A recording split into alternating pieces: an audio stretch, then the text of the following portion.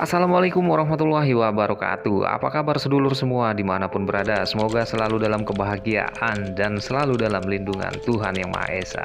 Nah, pada kesempatan kali ini, Bumi Misteri, bumi yang masih menyimpan berjuta-juta rahasia.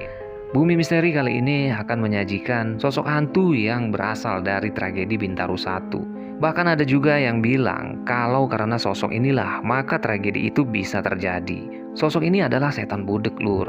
Pernah nggak sih kalian waktu nyetir mobil atau motor terus lewat nih di rel kereta api, lur?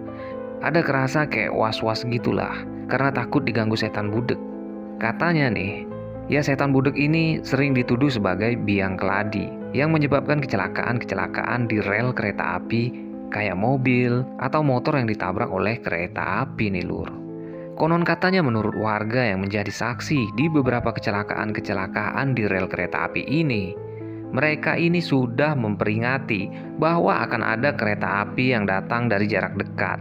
Tapi tetap aja si korban ini tidak mendengar teriakan mereka. Nah, dari sinilah banyak percaya kalau ini nih aksi korban-korban yang telinganya udah ditutupin sama setan budek nih, lur. Jadi sebenarnya apa sih asal-usul dari setan budek ini, lur? Jadi wasiat penduduk ini merupakan urban legend yang sampai saat ini pun gak jelas asal-usul setan budek ini. Dan ini dianggap merupakan sosok yang membuat sejumlah pengendara atau perjalan kaki tidak mendengar sirine palang pintu, yaitu palang pintu kereta api, ataupun suara teriakan orang di sekitarnya yang sedang memberikan peringatan karena dipercaya telinga para korbannya ini itu udah ditutupin nih, lur, oleh tangan setan budek ini, yang membuat mereka menjadi budek, peka, nggak denger. Makanya lah kenapa setan ini disebut dengan setan budek. Nah, setan tersebut juga diduga nggak cuma bikin orang budek aja nih, lur, tapi juga bisa membuat mata korbannya ini menjadi kehilangan fokus nih, lur. Wow, ini memang bahaya juga ya, lur. Tapi ini ya sudah jadi suratan takdir dari Yang Kuasa lah.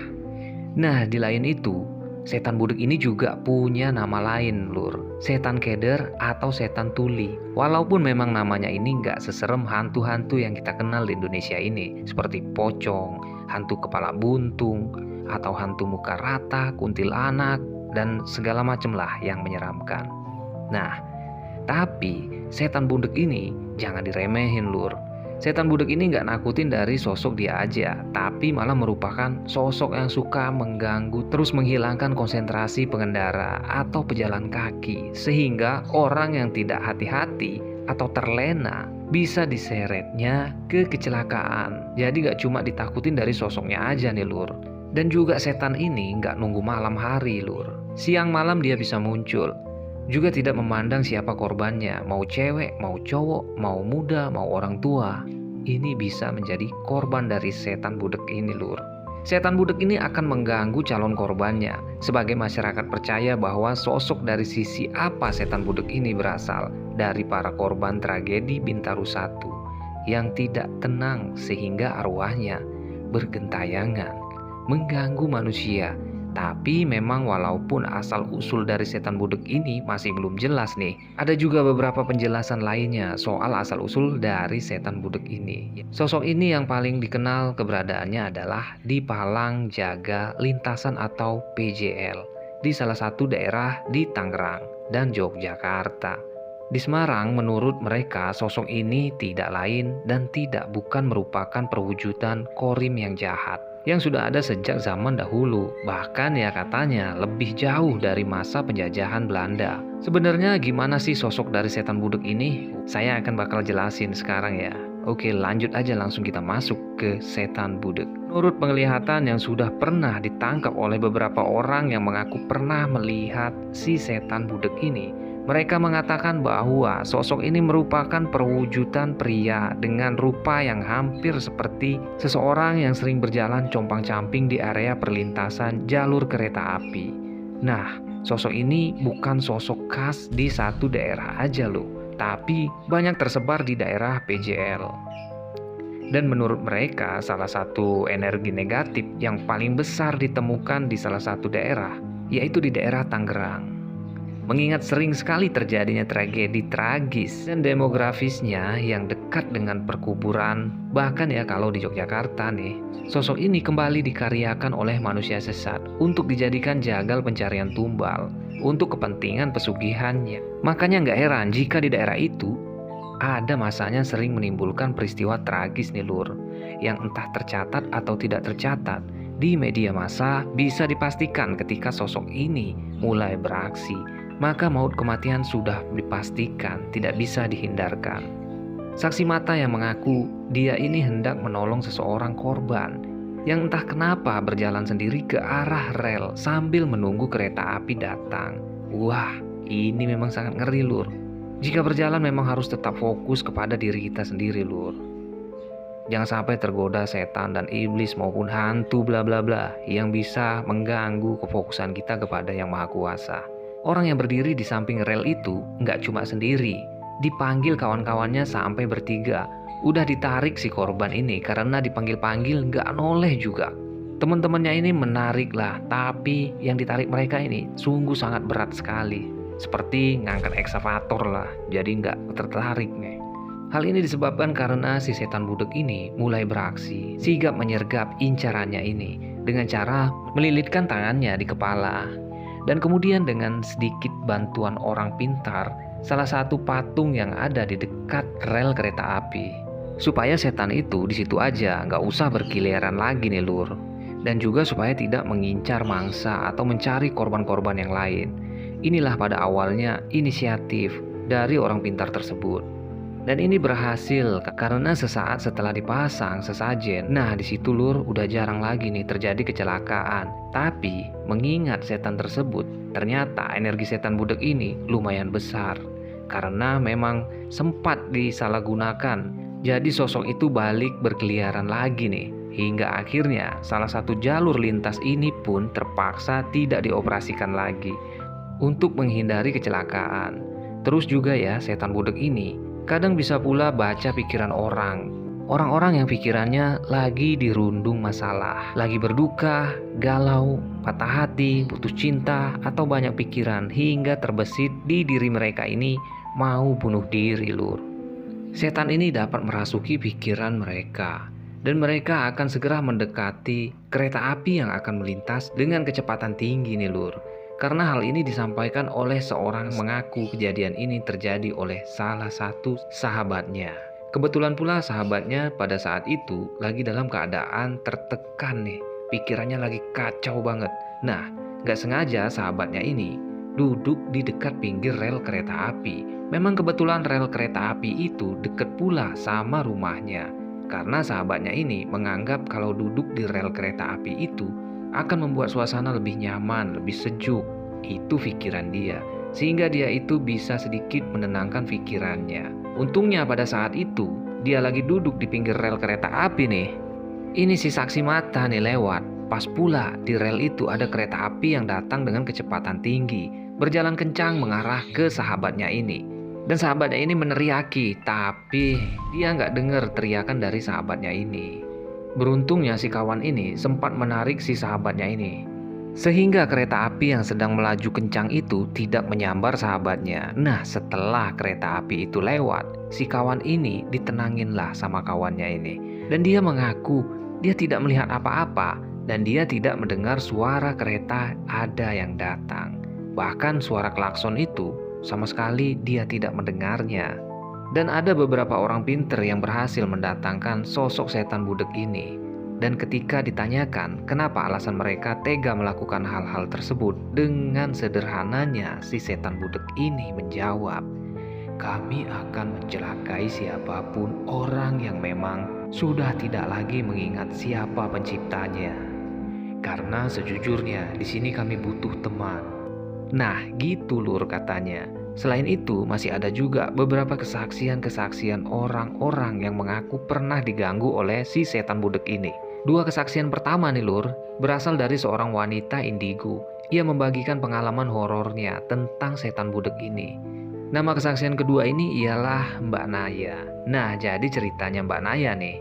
Dulu, saat bersekolah di sebuah SMA yang lokasinya ini deket dengan rel kereta api. di mana di rel kereta api itu sering terjadi kecelakaan yang merenggut banyak korban dan masyarakat di sana percaya bahwa itu adalah ulahnya si setan budek, Lur. Malah awalnya nih, dia meragukan mitos ini. Wah, sampai akhirnya dia mulai memahami kemampuan indera keenamnya dan kembali mendengarkan lagi mitos tersebut di daerah sekolahnya. Jadi, dia mendengar desas-desus warga bahwa kecelakaan di perlintasan kereta api itu adalah ulahnya si setan budek ini. Pada saat mendengar desas-desus itu, perasaan awalnya si Mbak Naya kalau kecelakaan itu adalah ulah setan. Tapi ya memang udah takdirnya, mungkin hanya 2 minggu berlalu yang menimpa seorang gadis berusia 15 tahun berlanjut ke kecelakaan berikutnya secara beruntun nih, Lur. Dan terus-menerus kalau misalnya pernah mendengar salah satu televisi yang menyiarkan tentang korban kecelakaan kereta api yang sering terjadi berturut-turut, malah kalau nggak salah itu di tahun 2016. Setelah kelulusan Mbak Naya, nggak sedikit memperhatikan sekaligus juga menegangkan, karena memang banyak dari teman-teman yang pulang atau pergi sekolah melewati rel kereta api tersebut. Yang bisa dibilang jalur kereta api ini adalah jalan tikus yang mereka lalui sewaktu pulang atau pergi sekolah. Jalan tersebut dibuat oleh warga sendiri supaya lebih cepat sampai ke tujuan. Dalam jangka waktu 2-3 minggu aja nih, sudah terjadi kecelakaan lainnya yang memakan 10 korban wanita. Desas-desusnya nih, Lur, ini ulahnya setan budek nih, Lur. Ulah setan budek ini udah kemana-mana, dimana warga ini mulai bertanya kepada paranormal. Dan paranormal itu mengaku bahwa si penunggu rel kereta api ini masih akan makan korban, yaitu sampai 11 korban. Banyak juga ini, Lur. Dan kronologi korban pertama nih, yaitu gadis yang berusia 15 tahun ini. Tadi yang baru saja pulang sekolah dan ingin menyeberang rel kereta api ini, dia berjalan sambil melamun. Nah, karena dia nggak fokus nih, dia nggak sadar kalau ada kereta api yang bakalan laju dengan kecepatan tinggi. Dan ini dilihat oleh warga yang ada di dekat sana, Lur. Mereka sudah berteriak-teriak kencang untuk memperingati si gadis itu, tapi nggak dihiraukan oleh dia. Maka tertabraklah dia oleh kereta api yang sedang melaju dengan kencang ini, Lur. Lalu di sini terjadi lagi kecelakaan yang menimpa seorang ibu-ibu yang mengendarai sepeda motor. Ibu-ibu ini ingin mengantar anaknya pergi ke sekolah SD. Waktu itu dikabarkan kalau memang si ibu ini menerobos palang pintu kereta api. Ibu ini ternyata terburu-buru dan kereta pun menabrak juga. Dan di hari-hari berikutnya kecelakaan pun masih sering terjadi nih, Lur. Rata-rata korbannya perempuan. Kronologi yang terjadi pun hampir sama dengan kejadian-kejadian yang sudah terjadi sebelumnya. Di titik yang sama seperti korban-korban sebelumnya, sampailah pada 10 korban. Akhirnya setelah kejadian itu, masyarakat pun memutuskan untuk menutupi jalan pintas yang sudah dibuat oleh warga tersebut. Ya, tujuannya di sini agar tidak terjadi kecelakaan-kecelakaan berikutnya. Tapi, sebulan setelah kejadian itu, saat akses mulai kondusif, jalan tikus itu udah mulai dibuka kembali sama warga-warga yang ada di dekat jalur tersebut. Dan jalur ini nih, mulai seringlah dipakai lagi oleh warga. Waktu itu pas mau ke sekolah si Mbak Naya nggak cuma sendirian, dia sama kawan-kawannya yang lain. Ya seperti Sisri, Sila, Melan, dan mereka-mereka lainnya lah.